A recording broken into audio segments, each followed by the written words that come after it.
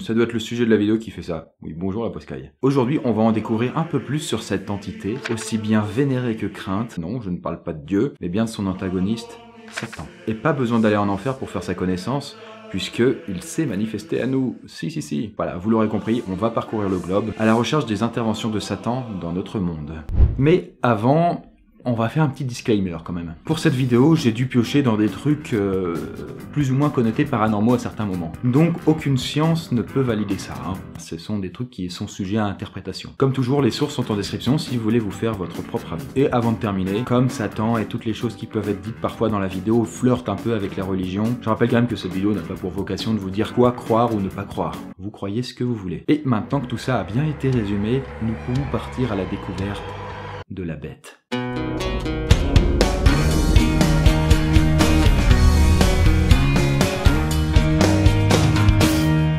Savez-vous qu'il est aujourd'hui possible de vénérer officiellement Satan? Alors bon, bien sûr, je vous incite pas à aller le faire pour autant dans ce premier truc, mais on va découvrir non moins que l'église de Satan.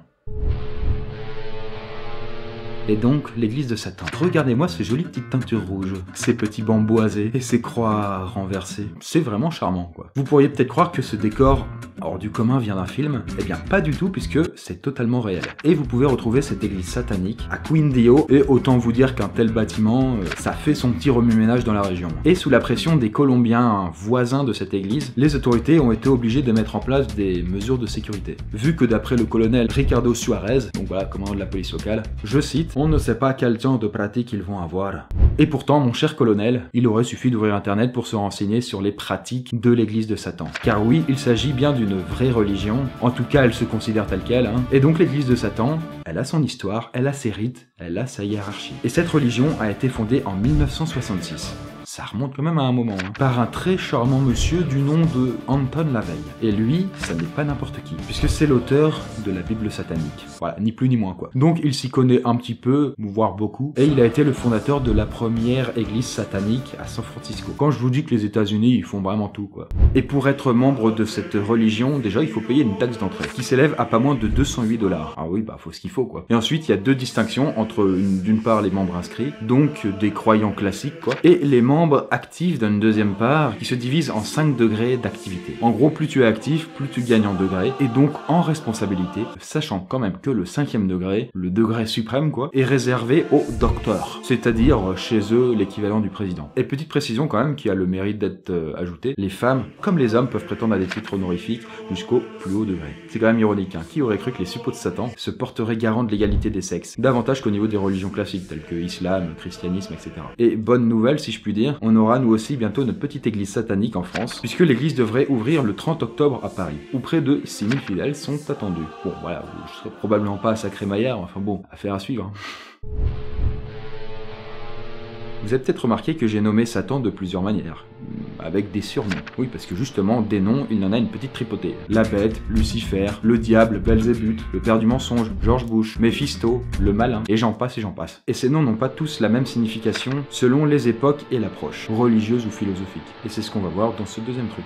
Les origines de Satan sont peut-être aussi multiples qu'il y a un nombre de cultures sur Terre, mais certains récits ressortent néanmoins plus que d'autres. Un premier mythe évoque la chute d'un dieu, que le latin a traduit par Lucifer. Désignerait-il un être divin chassé du ciel? C'est du moins ce que dirait le livre d'Isaïe, dont je vous mets les références en description. Une tradition juive connaît aussi un grand succès, celle de la chute des mauvais anges, des anges déchus. Et d'après elle donc, il n'y aurait pas un diable, mais plusieurs. Et enfin, surtout, c'est au Moyen-Âge que s'imposa l'idée que Lucifer était, à la base, le plus beau des anges, mais qu'il tomba ensuite du ciel à cause de son orgueil et de sa révolte contre Dieu. Et c'est cette idée que la tradition chrétienne retiendra essentiellement. Ça, ce sont les versions les plus courantes. Il existe maintenant une autre origine pour Satan, qui proviendrait là de la mythologie sumérienne, soit la première civilisation connue de l'humanité. Il faut donc remonter des millénaires avant Jésus-Christ. Et à l'époque, dans la région de l'actuel Moyen-Orient, là où s'est développée la civilisation sumérienne, il existait un grand dieu tyrannique du nom de Enlil. Et il était plutôt du genre diabolique avec son peuple, sans pitié et profondément terrifiant. Et les humains de cette lointaine époque lui avaient donné le titre honorifique de Satam, dont les écrits bibliques ont, semble-t-il, repris cette ancienne mythologie. Et selon d'autres croyances encore, le diable serait en réalité une diablesse. Saviez-vous par exemple que Ève n'est pas la première femme que Dieu créa. On connaît Adam et Ève, hein. Et oui, parce que il y a eu avant Ève une autre femme du nom de Lilith. Mais elle est beaucoup moins connue que Ève, et pour cause, elle a été progressivement dégagée des textes bibliques au fil des années. Et aujourd'hui, on ne retrouve trace d'elle que dans le livre d'Isaïe. Et Lilith, en fait c'est qui? Eh bien en fait c'était censé être la femme d'Adam, sauf que, manque de bol, elle était plutôt du genre rebelle et libérée sexuellement. Adam n'en voulut pas, et donc Dieu la rejeta. Lilith devint donc la reine des succubes. Et on raconte qu'elle arpente les enfers en quête d'hommes pour puiser et épuiser leur énergie sexuelle. Voilà, encore un petit disclaimer avant de terminer. Il s'agit ici encore bien sûr de mythologie et de croyances. Donc de bonnes pincettes ça pose, hein, évidemment. Libre à vous de vous faire vos propres idées et de débattre en commentaire, hein, ça sert aussi à ça. Pour ce troisième truc, on va ouvrir nos manuels. Prenez l'Apocalypse de Saint Jean et lisez avec moi. Tous, petits et grands, riches et pauvres, libres et esclaves, reçurent une marque sur leur main droite ou sur leur front, et que personne ne put acheter ni vendre sans avoir la marque, le nom de la bête et le nombre de son nom. C'est ici la sagesse, que celui qui a de l'intelligence calcule le nombre de la bête, car c'est un nombre d'hommes, et son nombre est 666. Qu'est-ce à dire que ceci? Qu'est-ce à dire que ceci? Eh ben je vous traduis. Saint Jean est l'un des disciples de Jésus-Christ dans la religion chrétienne et il a rédigé l'Apocalypse entre 86 et 96 approximativement. Et il s'agit du dernier livre du Nouveau Testament. Et Jean y raconte ce qu'il déclare comme la révélation de Jésus-Christ. En gros, c'est une sorte de texte prophétique. Il prédit l'avenir. Et dans un futur plus ou moins proche, à son époque, Jean affirmait qu'un jour viendrait où tout ce qui s'achètera et se vendra sera marqué du signe de la bête, c'est-à-dire le nombre 666. Et là, vous vous dites, c'est n'importe quoi. Eh bien, selon une théorie, pas tant que ça. Démonstration. Prenez ce paquet de biscuits, cette bouteille d'eau et même ce rouleau de PQ. Voilà, qu'est-ce que ces choses ont en commun? Bon, elles s'achètent, ouais, elles se vendent aussi, mais si vous réfléchissez, leur code barre. Alors attention, petit cours sur le code barre. Il s'agit d'un système qui a été inventé en 1973 par Georges Laurer pour accélérer initialement le passage en caisse, quoi. Hein. Sinon avant c'était vraiment insupportable. Déjà que maintenant c'est quand même chiant. Et le code barre, si vous l'ignorez, est composé de deux parties. Le côté fabricant à gauche et le côté produit à droite. Donc par exemple Carrefour pour le fabricant et couche culotte pour le produit. Et vous pouvez remarquer qu'il y a deux grandes barres au milieu qui séparent ces deux morceaux. Bon, je vais pas entrer dans les détails des barrettes noires et blanches, mais pour vous résumer ça, ces barrettes forment en réalité une combinaison de 0 et de 1, donc du langage binaire. Une barre noire représente un 1 et une absence de barre représente un 0. Et quand on prend paquet par paquet les barres, ça va former des chiffres et des lettres. Et en l'occurrence, la combinaison de deux grandes barrettes blanches et deux grandes barrettes noires représente le chiffre 6. Et il se trouve que très justement, la combinaison qui est formée par cette espèce de séparateur au milieu forme le chiffre 666, et pas autre chose.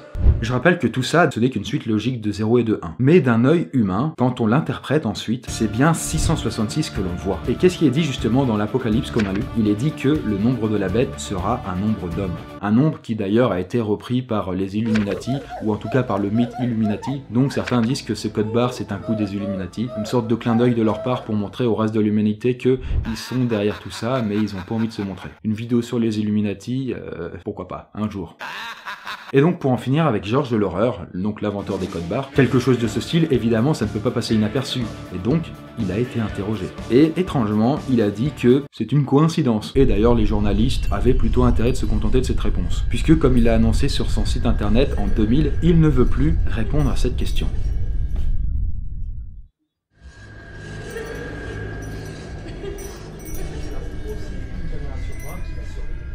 Et je commence à m'installer, quand soudain... Putain, le gars il a quand même des couilles. Hein. Oh là là.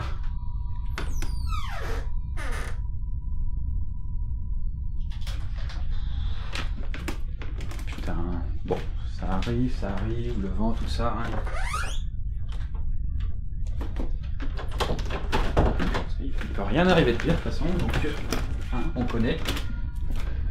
Le détecteur EMF que j'ai mis à côté de moi sur la... Oh putain. Non, y a absolument rien. Rien m'arrivait. Ah! Mais le diable, ou Satan ou Lucifer, hein, appelez-le comme vous voulez, n'est parfois pas aussi subtil. Il aimerait se manifester aussi apparemment, parfois de manière explicite. Comme par exemple sur les tournages de films d'horreur. En même temps, quoi de plus propice comme ambiance. Hein. Et pour ce dernier truc, on va donc parler de l'Exorciste.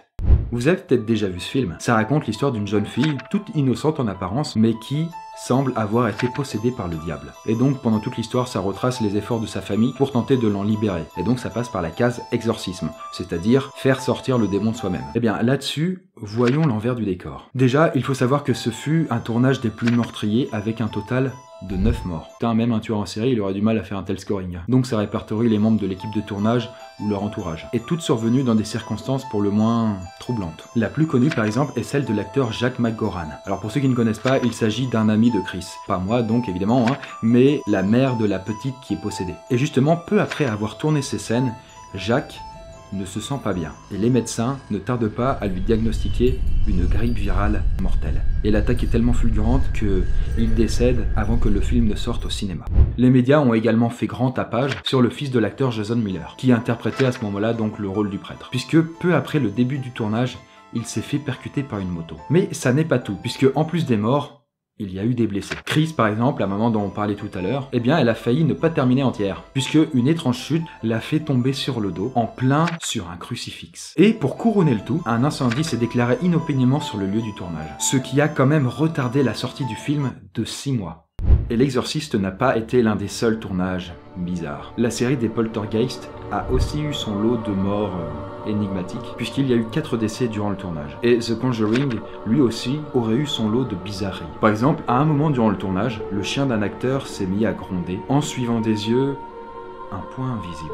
Autre phénomène, lorsque les membres de la famille Perron, donc cette famille qui a inspiré le film The Conjuring, sont venus visiter le tournage, apparemment, d'après tout le staff qui était présent sur les lieux, un vent étrange s'est mis à souffler, mais sans que les feuilles des arbres ne bougent. Tous ces trucs bizarres ont bien sûr naturellement été liés à une sorte de présence maligne, cachée dans l'ombre, puisque les circonstances s'y prêtaient. Les personnes croyantes vous diront que ce genre de sujet n'est pas à prendre à la rigolade, et que les démons et les esprits d'un au-delà ont sans doute pris ces tournages comme des invitations à rejoindre notre monde. J'aimerais attirer votre attention sur cette peinture en fait, ce joli crâne qui, en zoomant, on constate qu'en réalité, ce sont des choses vachement mignonnes qui le composent. Bon, ça peut faire un petit peu froid dans le dos, peut-être pour certains. Qu'est-ce que vous en pensez, la Poiscaille? Une suite de coïncidences? Peut-être des inventions d'origine purement humaine? Voilà, par exemple des bons coups de pub pour faire parler du film ou alors de la chose en question. Ou bien peut-être y aurait-il une force mystérieuse et inexpliquée derrière tout ça. On me souffle Satan à l'oreillette. Mais bon, tant que l'on ne sait pas, mieux vaut peut-être s'abstenir de faire des trucs bizarres. Comme par exemple tourner une vidéo à 1h du matin et on entend des bruits dans l'appartement, quoi. Putain. Peut-être que pour vous c'est une plaisanterie, mais la chose qui vous regarde dans un coin de la pièce depuis le début, en ce moment même, ne pense peut-être pas comme vous. Et aujourd'hui, je vous présente la chaîne Two Guys One TV, une chaîne qui parle de musique métal. Alors ça tombe plutôt bien, j'ai envie de dire, pour une vidéo qui est sur Satan, puisque initialement cette musique a été inspirée par la mythologie catholique et piochant assez ouvertement dans le côté sombre de celle-ci. Donc voilà, Satan, l'enfer, toutes ces bonnes choses quoi. Comme source d'inspiration. Cela dit, c'est quand même bon de le rappeler, le métal, ça n'est pas satanique. Donc on évitera de tomber dans les clichés. Cette chaîne s'est formée en 2011, donc avant que j'arrive sur YouTube, et le travail qu'ils ont effectué est juste dingue. Il y a énormément de formats différents, abordant tout le sujet de manière unique à chaque fois. Et c'est très agréable de voir quelqu'un autant passionné par son sujet. Donc si vous êtes intéressé, peut-être de près ou de loin par cet univers, allez-y foncez. D'ici là, moi je vous dis à bientôt, la Poiscaille, et attention derrière vous.